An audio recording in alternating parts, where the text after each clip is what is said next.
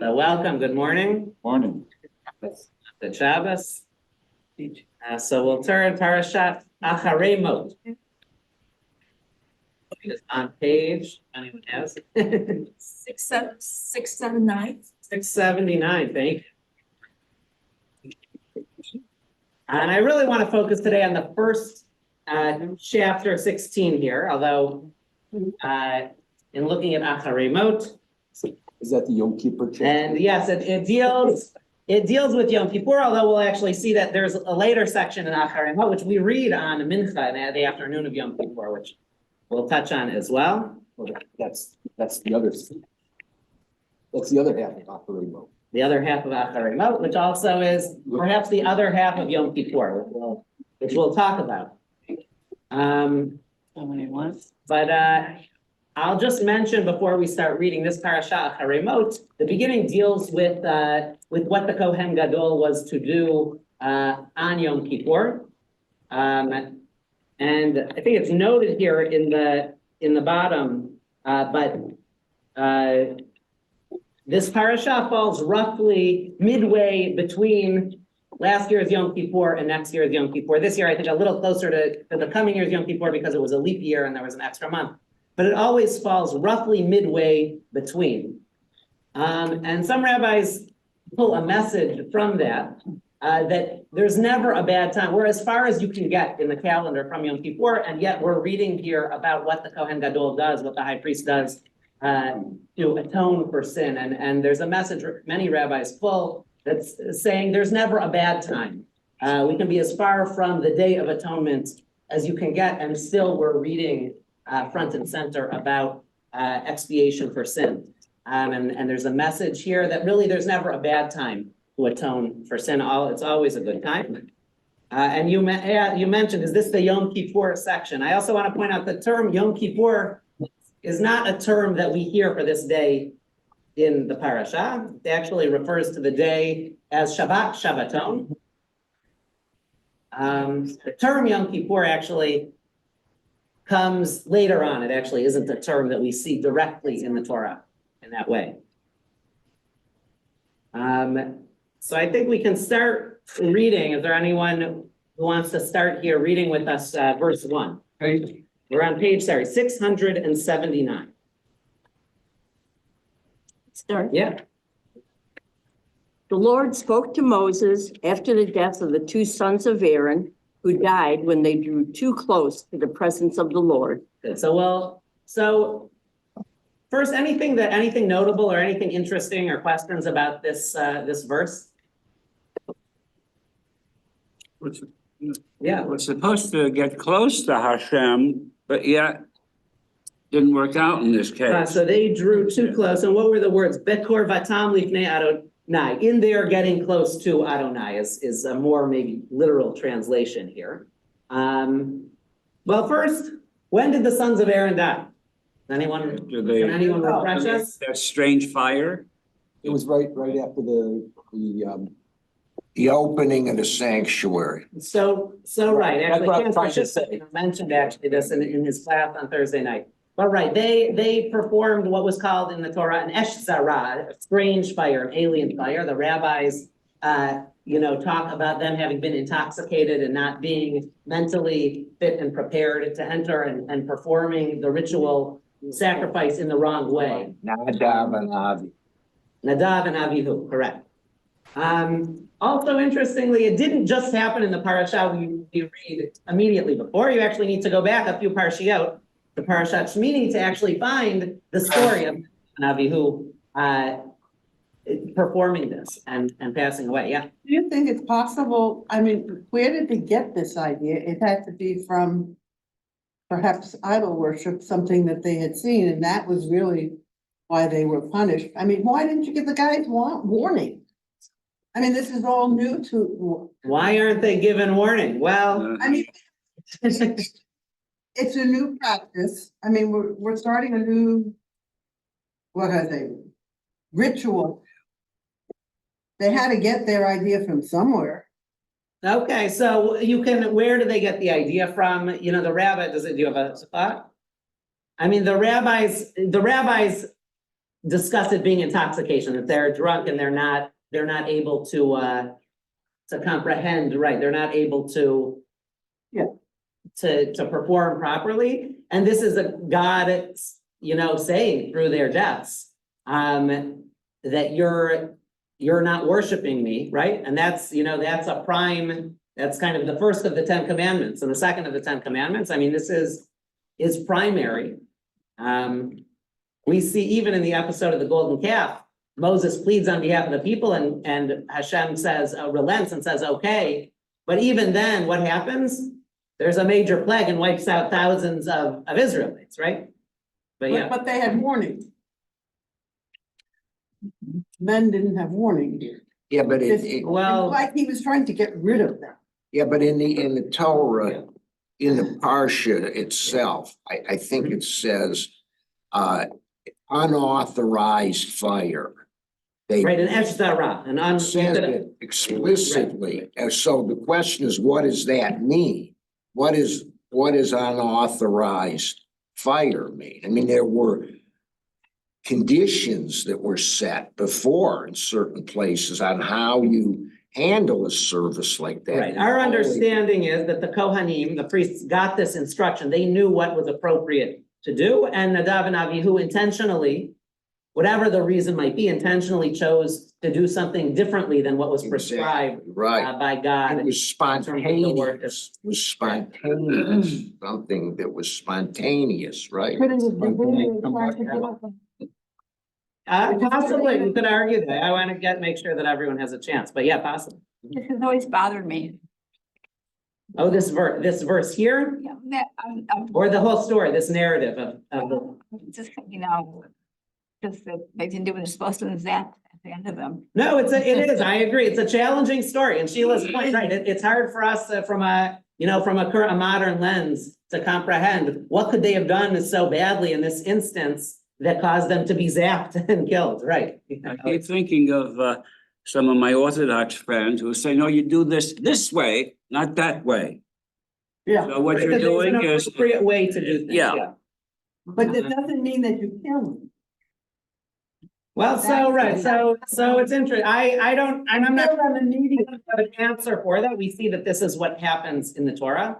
But I want to actually come to this story is really not in our parasha, and it's actually a few parshiot ago. We've already had a few parshiot in between. Plus Passover, but I think it's notable here before we kind of read what's going to happen next, is that the prelude to discussing kind of the holiest day of the year and the most important time for the Kohen Gadol to make expiation for sin, to atone for the sins, not only for himself, but for the entire community, comes immediately following a reminder, even though it's a few parshiot ago, of what happens when someone doesn't take the appropriate steps to atone for sin. And it's a reminder to Aharon, who's the high priest, look, your own children didn't follow my words, didn't follow the path for atonement for sin, and look what the consequence was. But could God have been trying to show that I shouldn't use the word zap, but I put it in quotation. Moshe, he does Miriam. Well, now it's Aaron is going to get punished in some way. So you make an interesting point, right? We see Moshe and Miriam and Aharon as, these are the leaders. These are the major figures in the story, and they have a flaw. This is also a message, right, that no one is God.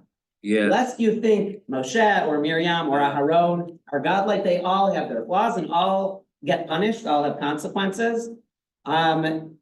Lest we think they're like God, for the same reason, actually, Moshe does not appear in the Haggadah as you may be aware. Here's one. He appears once in Hallel as part of the yes, but in the story of the Exodus, Moshe doesn't appear. Lest you might think the rabbis say that Moshe should be worshipped himself. It's really, while Moshe, of course, is critical to the story, the Haggadah makes a point of de-emphasizing Moses and emphasizing that really this is all God. That is behind the scenes, and Moshe would say so himself. If you read the Torah, it comes from God. And of course, the consequence for not listening to God, to striking the rock on his own, is that he's not able to enter the land of Canaan, of Eretz Israel. But well, whether you believe it historically or not, there's a message in the What I mean by story. that is I don't think that was the whole reason. Okay, no, that's fair. That's fair. And there's a lot of. I'm with you, Ron. It was an excuse, but not the reason. Okay, no, and there's a lot of rabbinic sources that agree with you. Going back to Nadav and Avihu. Yeah. I'm thinking that they brought a fire, a Sarah, because other community civilizations around them did it the way they tried to do it. And they had already been told not to do what the other nations do. No, I love that explanation, and that's very possibly what occurs, and there are Whether they were drunk, traditions, right? the rabbis made up that they were drunk. But no, it is a great point, right? This alien fire could be an attempt to practice the way the idolaters, the way the other nations did. I see Nelson, hand raised, and then we'll come back there. Yeah, Nelson. Well, two things. One is, this is a quick summary of what happened before, and it could emphasize what exactly the problem was. Strange fire, they were drunk, whatever. But it doesn't, just that they drew too close. I'm wondering if the warning is really not for Aaron, but the high priest to follow. Well, for several thousand years, there's going to be more high priests, and they may think that they're elevated in some special kind of way, and they can be careful. They're drawing close to God. It's a warning to them. Yeah, no, thank you, definitely. And in fact, the whole book of Vayikra, the whole book of Leviticus can kind of read as a sort of manual for the Kohanim, not only in the generation in the wilderness, but for generations to follow. Rabbi Haas, yeah. I'm gonna say no, okay, yeah. I mean, I think that this is, very right, what Nelson said. I mean, this is about the priests. It's the beginning of the priesthood. When they first introduced the sanctuary and the priesthood, it's the beginning, and you need to see examples of what the proper conduct for a priest is as opposed to a prophet. And a lot of sources criticize why Nadav and Avihu were killed instantaneously for being spontaneous here, for being creative. When Moses comes down with the tablets, and he throws the tablets and breaks the tablets, Right. that's spontaneity too. But Moses is a prophet, and this is about the priests. Right, Although, so you have to see the distinction. so interesting, and there were some good ways to explain that this was they were intoxicated or they were performing the rites of the idolaters around them. But just to add, and I don't have an answer here, but there is a later episode which you may be aware of where Moshe is called out because there's two people spouting words. Eldad and Medad are in the camp spouting nonsensical things, it seems. And Moshe sees this and sees them as prophets, and he says, "Would that all of our people were able to be prophets and have the word of God, the tongue of God in them." Right, So, but it's different than the priest has to adhere to a certain routine where it's the ritual is done in the same way all the time. That's Right, so that's a good distinction between the prophet, the role of the prophet, and the role of priest.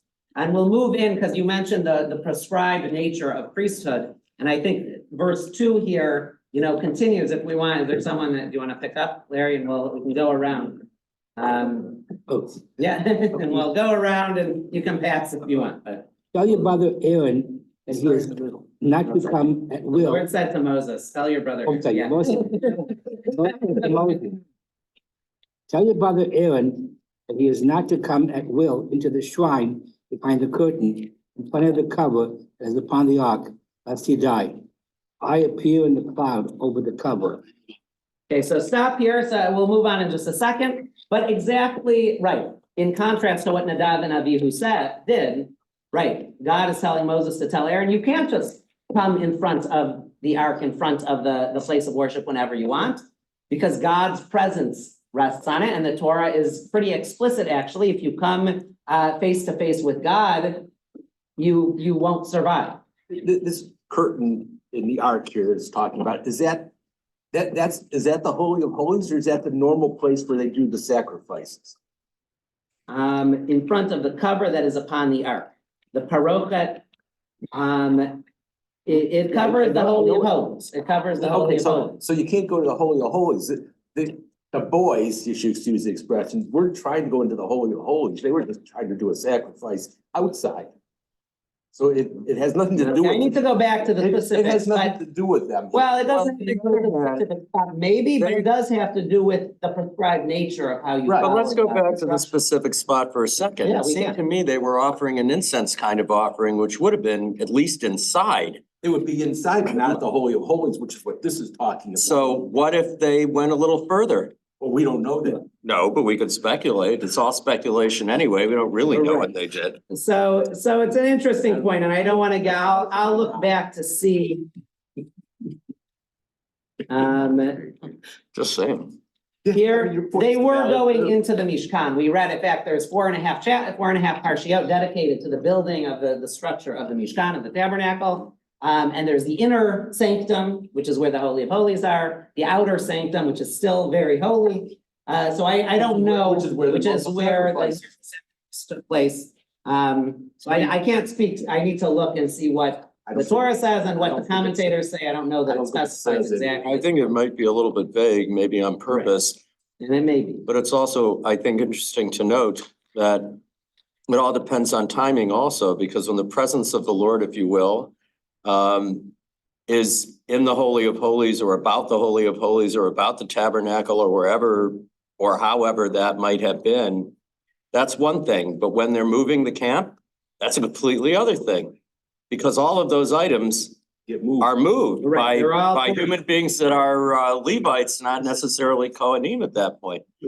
Right now, it's and a fascinating, right, the invention of a portable sanctuary is really, really fascinating. And during the time that they're wandering, in fact, God appears, as a cloud by day and a pillar of fire by night, that the people can see that leads them on their path. Also, Yeah, in those times, almost every other place where you have kingship involved, you don't just spontaneously appear before the king, because the king will kill you if you come without being summoned.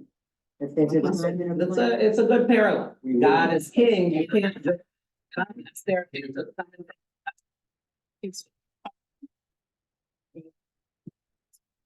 respectful for them to suddenly appear in their own. Right, no, exactly. That is true. So when can Aaron enter? Right, he can't just enter anytime. Is there anyone you want to pick up here, or anyone to pick up verse 3? Oh, you want to? Yeah, you can read. All right. Thus only shall Aaron enter the shrine with a bull of the herd for a purification offering and a lamb for a burnt offering. Okay, we can continue here. He shall be dressed in a sacral linen tunic, with linen breeches next to his flesh, and be girt with a linen sash. He shall wear a linen turban. They are sacral vestments. He shall bathe his body in water and then put them on. And from the Israelite community, he shall take 2 he-goats for purification offering and a lamb for a burnt offering. Okay, so just a word here, and then we'll see if there's, any questions or comments. But there are very specific instructions, right? Aaron can't just go in to the Holy of Holies. He can't go behind the curtain unless there are certain things. He needs to be wearing the appropriate dress. He needs to be taking the appropriate sacrifices for God. That's any thoughts or questions about specifics here? So then we'll move on, but I do want to, Nelson, yeah. I'm sorry, there's a point a little earlier. Aaron is identified as the brother of Moses, not as the high priest. Is there something commentary on that?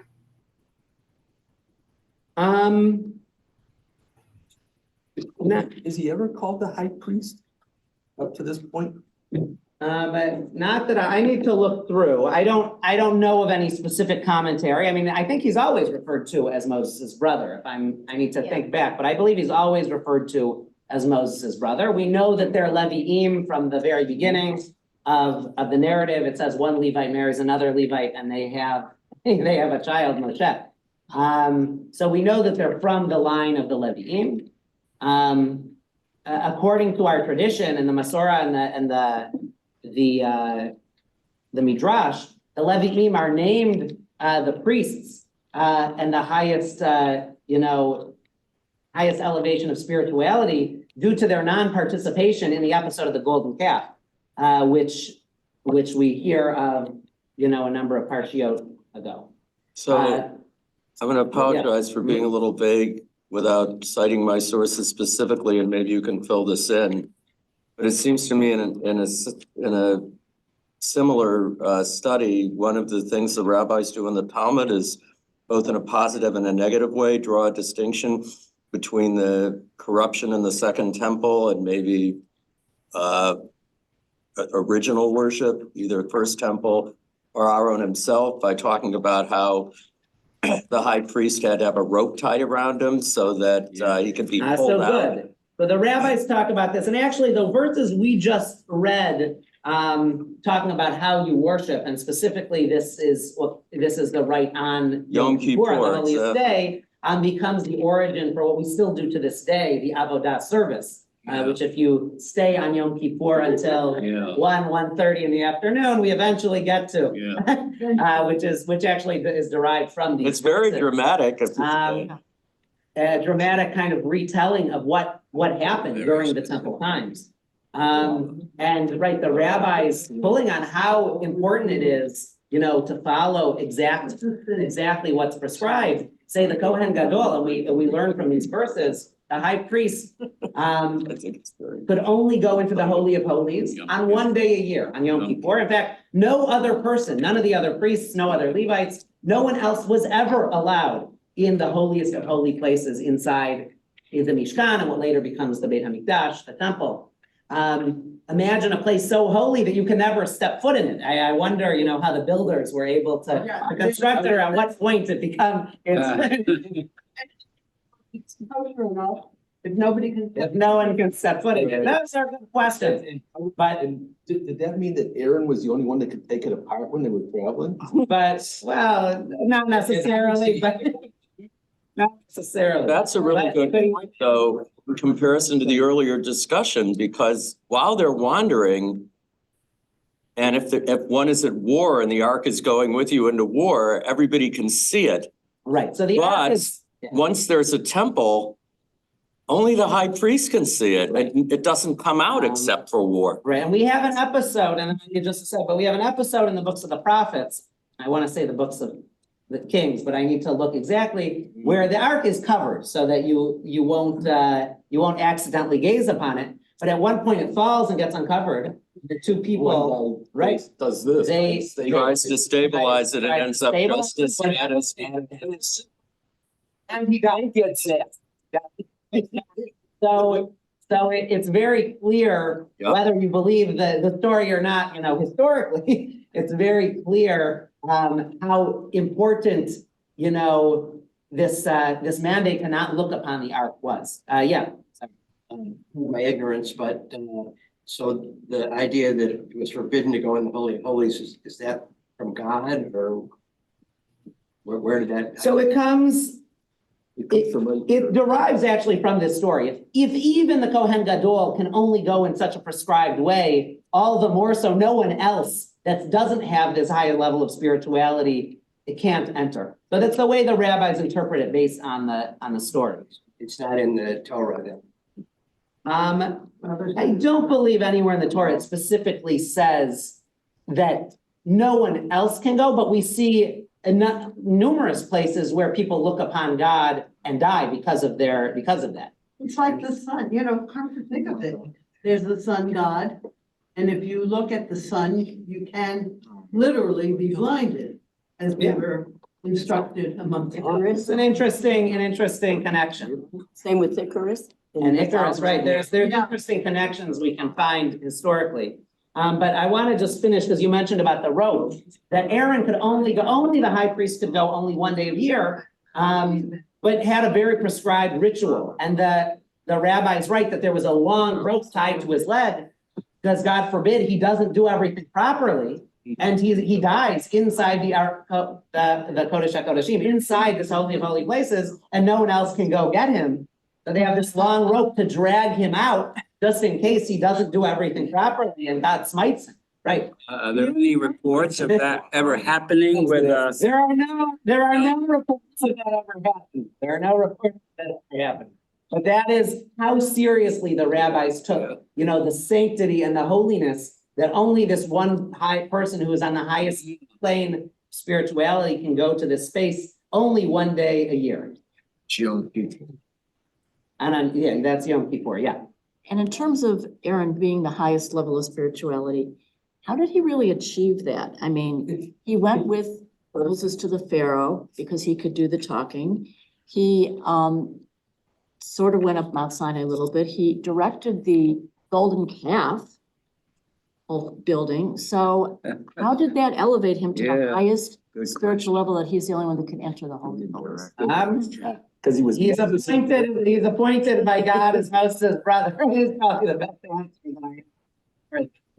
that no, it's a good question. What distinguishes him above anyone else, about another leader of one of the tribes or? Essentially that he's chosen by God. We don't, the truth is we don't have good answers necessarily to that question. I posit that Moses would have been the high priest had he not said what he said at the burning bush. And I think every time where the Torah says, God spoke to Moses, tell your brother this, instead of saying, tell the high priest this, or the priest this, that it's a negative thing to keep on reminding him that he could have been it.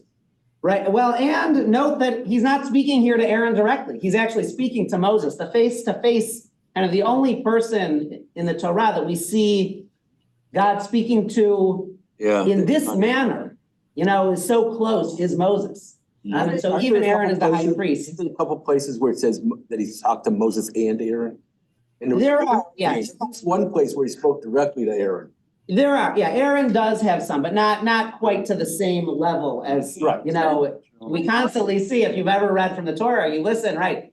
Vayedaber Adonai el Moshe lemor. It's kind of a line that we see consistently. I need to look up to see how many times.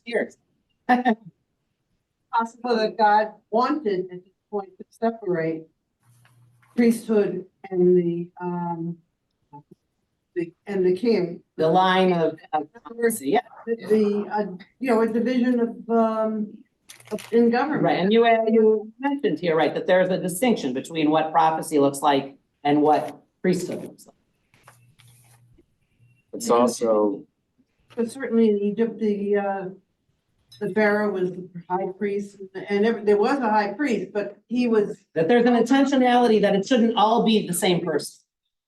somebody earlier, and I'm sorry, I might have been over at the table at the time, made the point about, why is it necessarily Aaron? He's just, he's the brother. So like it smacks of nepotism, perhaps. That's sort of the Korach rebellion, And that's essentially right. Korach rebels against it. Yeah, so of course, the short answer is because God said so, but it does, we at this distance can know the answer, so to speak, but at the time you could see where people might have been led into one rebellion or another by that kind of issue.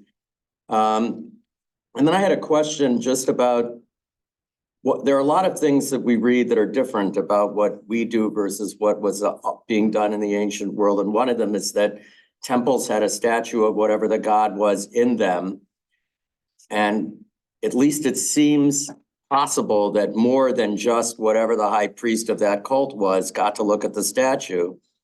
And not only do we not have a statue, because you can't have a statue, you can't make an image of God, but even the art isn't something that you want to make into almost an image Right, you of don't God. want to turn it into something that becomes revered as a statue. And it's a great point that unlike the temples of the gods, so to speak, where right in the center was the Yeah. statue or the idol, in the center of the Jewish temple was the Holy of Holies, the Ark, which, right, by design, is not a statue, but you don't, lest you even come to think of it as something that you're worshiping rather than worshiping God. It's hidden from view. It's not something that anyone can go and see. And another similar counterpoint is that, Moses has this face-to-face relationship with God, but he's the only one. Nobody can look on God and live. Whereas the Greek mythology has the gods taking human form and interacting with human beings all the time. Right. Going back to the Holy of Holies, if we're not supposed to pray to it or whatever, or look at it, why do we face Jerusalem? Why do we face the temple? Why do we face the Holy of Well, Holies? because that's a space that it symbolizes God I and know, God's but connection with but humanity. we shouldn't do that. Well, so you don't need to, so two notes I want to share. One, we do it because that's kind of the place where God's holiness resides most strongly.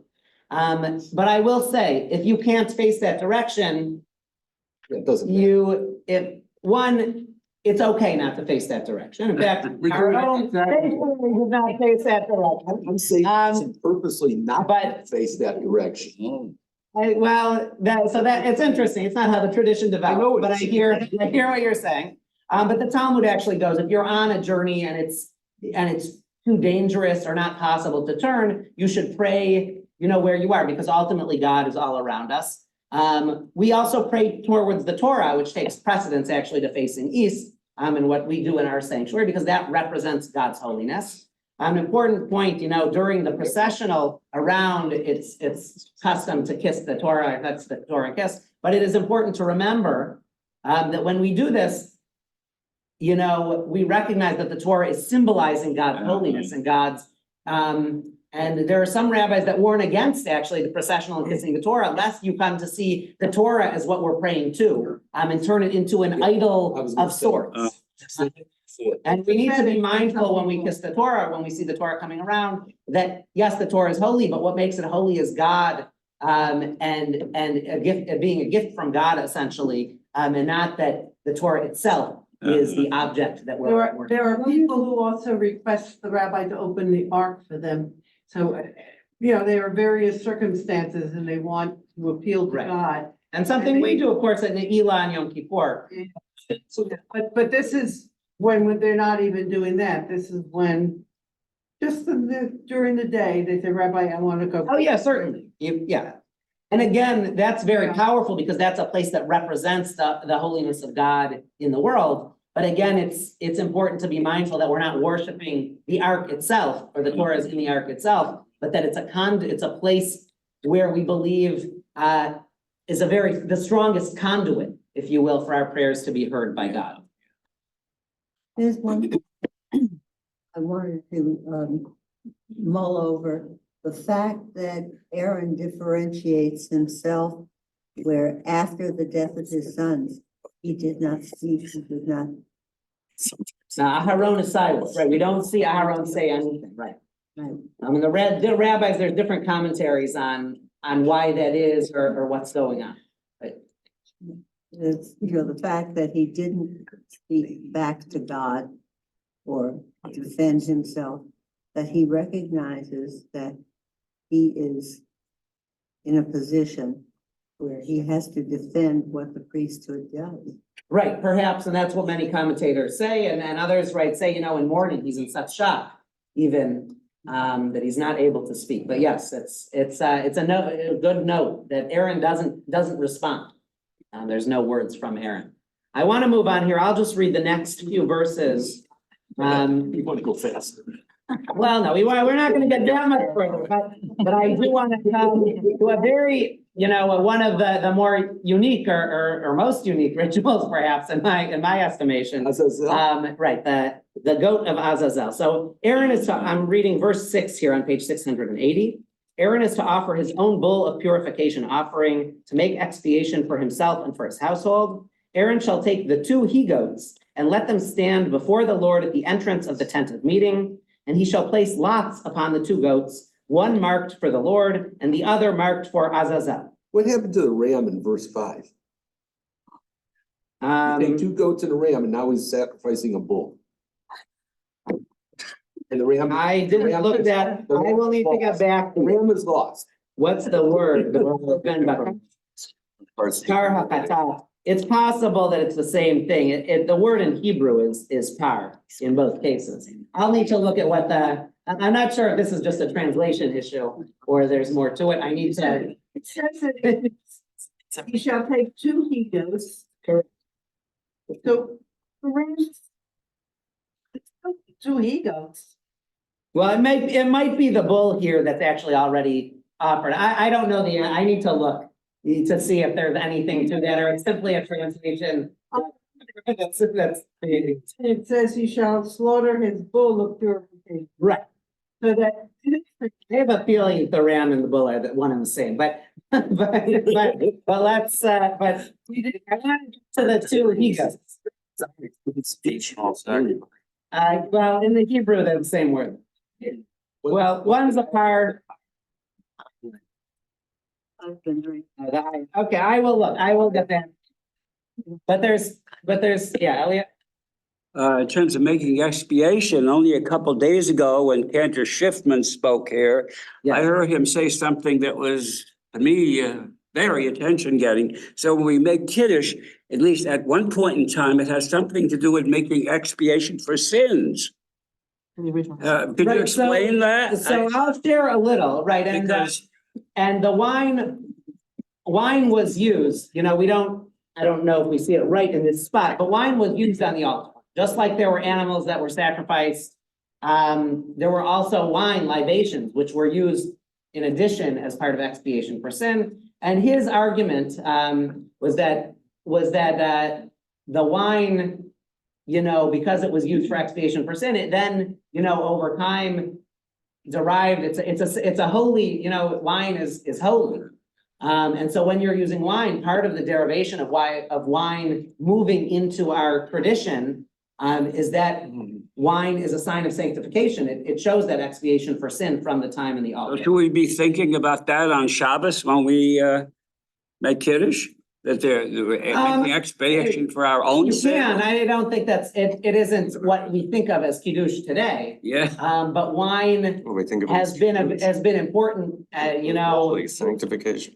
has been something that we've used for sanctification dating back, time immemorial. And I know Cantor Schiffman didn't mention this, but wine, among other things, wine and challah. Both interestingly in our tradition and the Masorah kind of talk about the fact that we don't use something that you can just pick that was kind of made by God, let's say. You don't just take the grapes off the tree, or you don't just take the wheat from the field. It's something that requires something given by God, but also human ingenuity to manufacture, to turn those items into something else. That we use wine for Kiddush, which is both the grapes, but also human invention that turns those grapes into wine. And we don't use the wheat itself, but we use the challah, which is the wheat, through human invention, turning it into bread, to show this partnership between God and human beings as really the ultimate sanctity, is this partnership that we have with God. Yeah. So I want to move forward here to finish with these 2 he-goats, right? We see there's 2 goats, one marked for the Lord and one marked for Azazel. What is Azazel? We're gonna see Azazel It's the other god at the end of the cliff. the end of the cliff, right? Aaron shall bring the goat designated by lot for the Lord, so they're kind of by random drawing. It is. One of these gets sacrificed as expiation for sin. While the goat designated by lot for Azazel shall be left standing alive before the Lord to make expiation with it, to send it off to the wilderness for Azazel. And so what happens is that Aaron places his hand on the goat, thereby symbolically transferring all of the sins of the people onto this goat, and then sends it out. essentially off a cliff. It goes, and with it, it takes all of the sins of the people. It is the scapegoat. In fact, the term scapegoat that we have today in English comes from this goat, that all of the sins of the people were put on this goat, this scapegoat, and it was sent off. Azazel has come to be known in Hebrew. You say Lech Azazel, loosely translated as go to hell. But Azazel is kind of like the place no one wants to go, right? It's sad. That's what you think. It comes from this story. Azazel is the place no one wants to go. The goat with all the sins is taking the sins off to Azazel. No.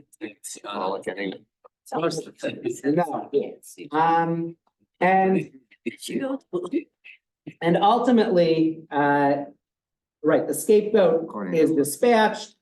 And with it, the sins of the people are taken away. So any questions or thoughts, on this unique ritual? Yeah. Well, what is the difference here between the goat that goes off with the sins of all the people of the community versus the other one that goes to the high priest, which maybe is for the individual? In other words, the whole idea of that this is going to be expiation for the entire community. Azazel, the one that goes to Torah service, it's gonna start now. No. Torah service, okay. We'll wrap up in a minute, but yeah, if you're in the Torah service, Okay. thank you. No, that's it. What's that? In other words, the whole concept that Yeah. on Yom Kippur is different because it's a way for the entire community to atone, as opposed to, a sin offering by an individual. And the difference is, between the expiation for guilt versus shame.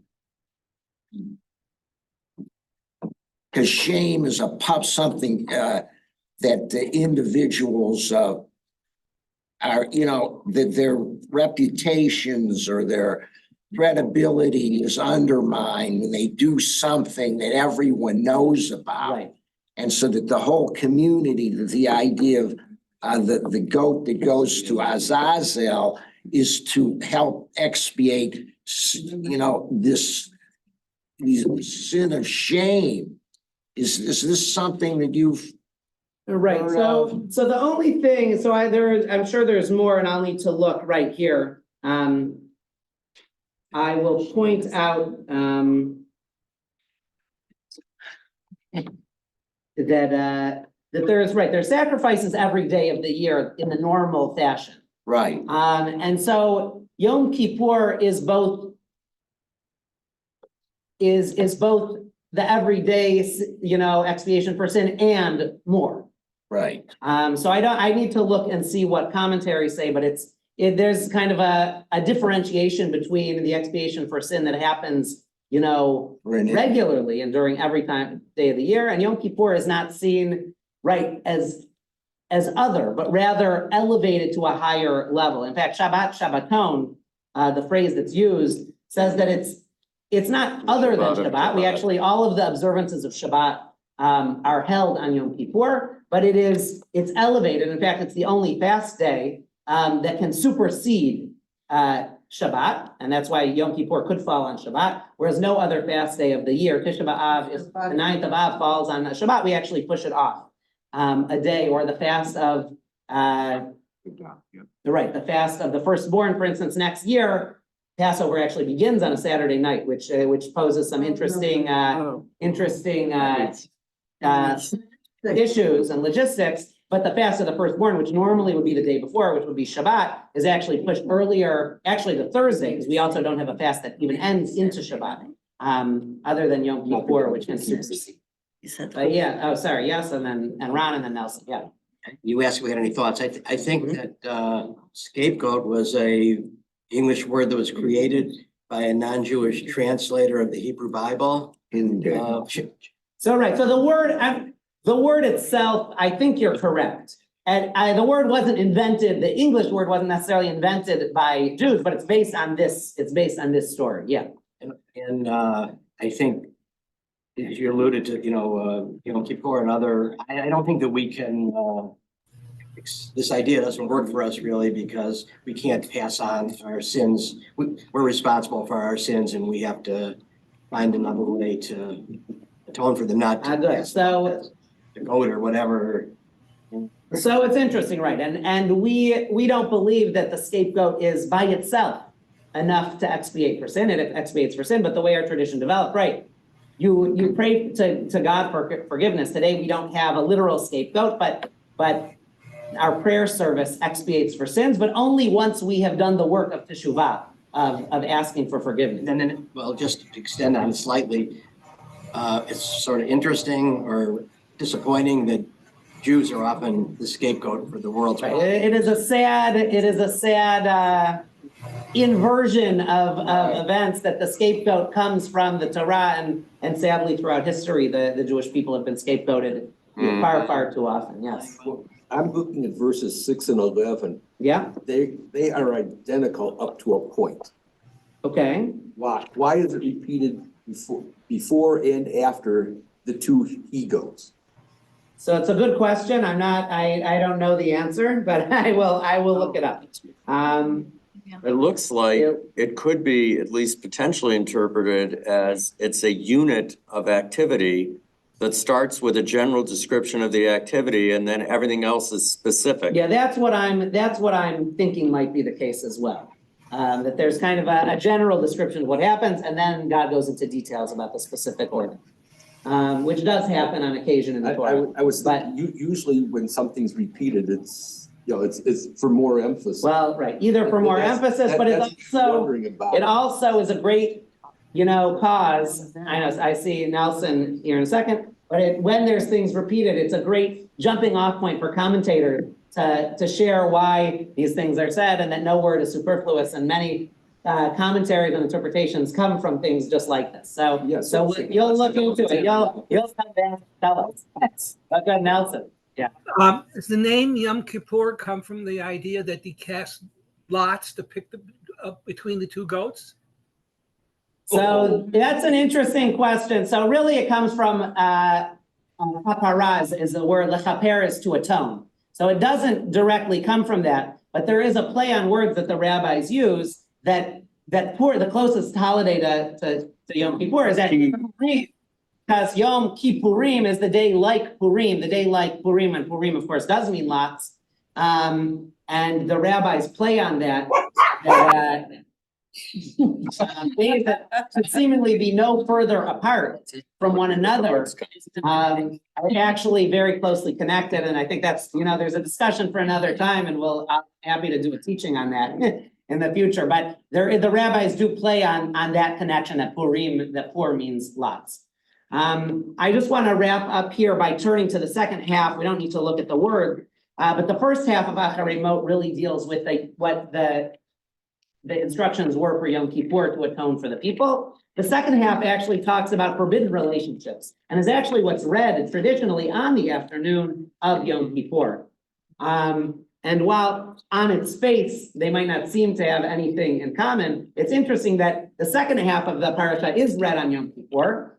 And it's read actually because according to the Talmud, what would happen in the afternoon of Yom Kippur itself, is very strange to us today from our modern practice of Yom Kippur, but was that all of the people, once they were expiated, once their sins were atoned for, they would actually go out into the fields, and it says that the young men and women would dance and party in the fields because it was such a joyous time because their sins were forgiven.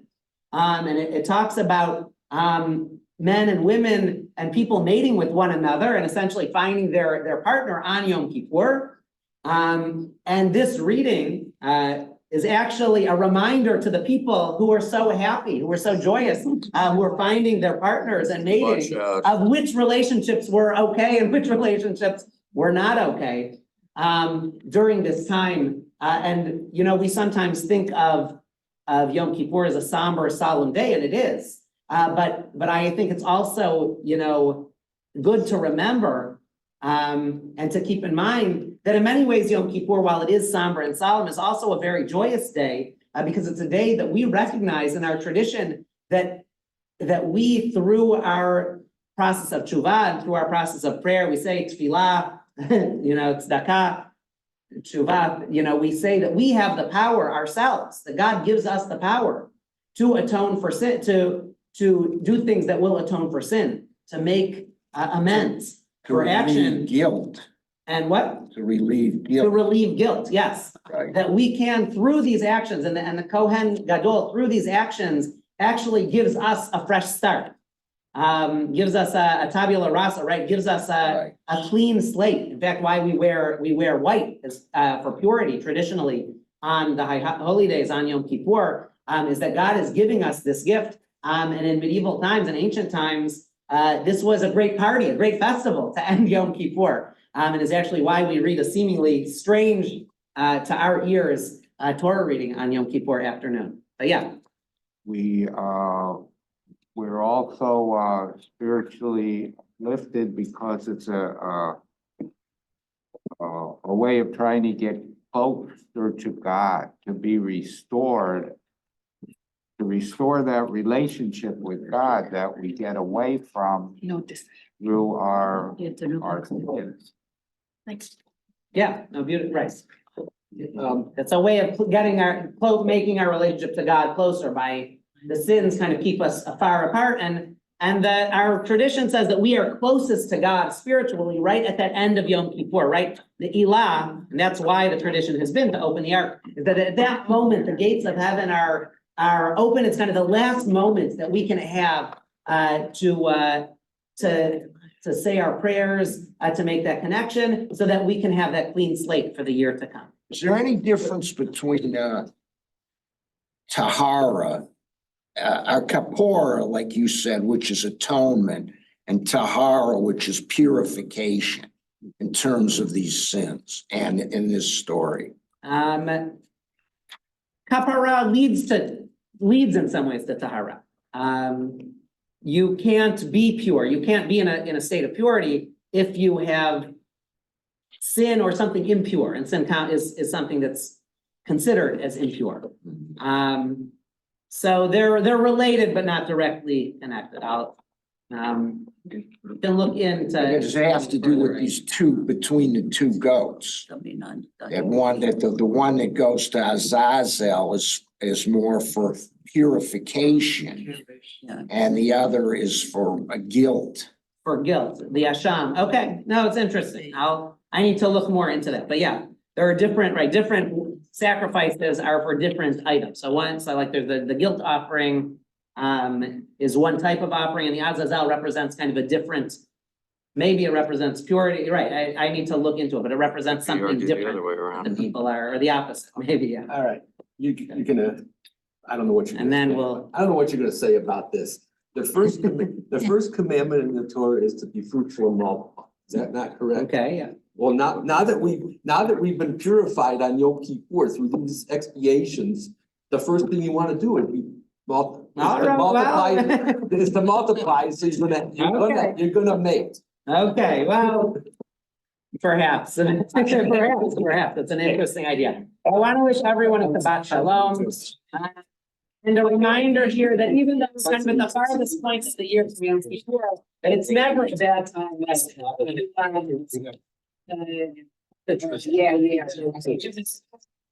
Right. And that joy can come from that, even on the most somber day of the year, there's great joy in finding kind of this new leaf. So